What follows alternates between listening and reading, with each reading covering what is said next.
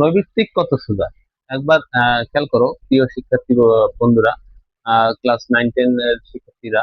আসলে আমাদের এই জাতীয় নৈমিত্তিক একটা না একটা আসবেই পরীক্ষায়, এসএসসি পরীক্ষা সহ বার্ষিক পরীক্ষা অবশ্যই আসবে। তো তোমরা একটু খেয়াল করো যে এই জাতীয় নৈমিত্তিক আমরা কিভাবে সমাধান করব, খুব ইজিলি ভাবে, একদম ইজিলি ভাবে কিভাবে সমাধান করব একটু খেয়াল করো।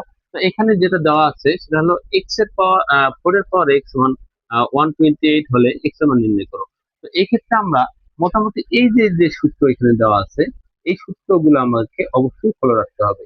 তার মানে এই সূত্রগুলো হচ্ছে কি, এর পাওয়ার এম ইকুয়াল এর পাওয়ার এন।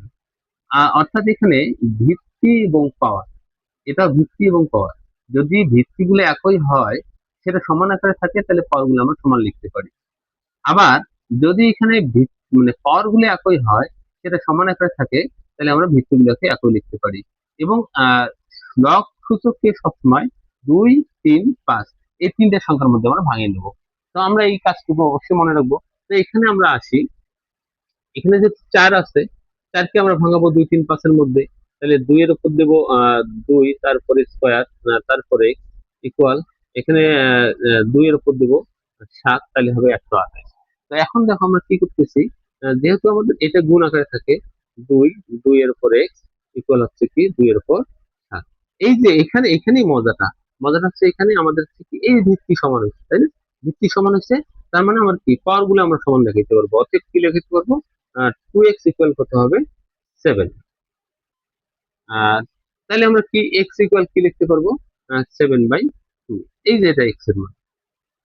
তো আমরা পরবর্তীতে এখানে আসি, এই লগের ক্ষেত্রে দেখো এই যে সূত্রটা তোমাদের মনে রাখতে হবে, এটাকে লগের ভিত্তি বলা, ভিত্তি বলা হয়। এটা হচ্ছে আর্গুমেন্ট। তো আমাদের এই যে ভিত্তি এবং আর্গুমেন্ট আর্গুমেন্ট যদি সমান হয়, তার মানটা আমরা 1 লিখতে পারি।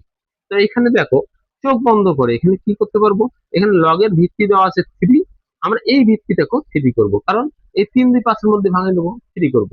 এখন এই 3-র উপর কত পাওয়ার দিলে আমার 81 হয়, তাহলে 3-র উপর পাওয়ার যদি আমি 4 দেই, 3 3 9, 3 9 27, 3 27 81, তাহলে আমরা 4 দেই, তাহলে আমাদের কত হচ্ছে, 81 হয়ে যাচ্ছে। আমরা জানি লগের ক্ষেত্রে এই 4টা সামনে চলে আসে গুণন এই 3, লগের বেস 3, আর্গুমেন্ট 3।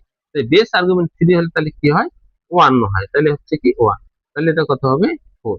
এই যে সহজে অ্যান্সার হয়ে গেল। ধন্যবাদ।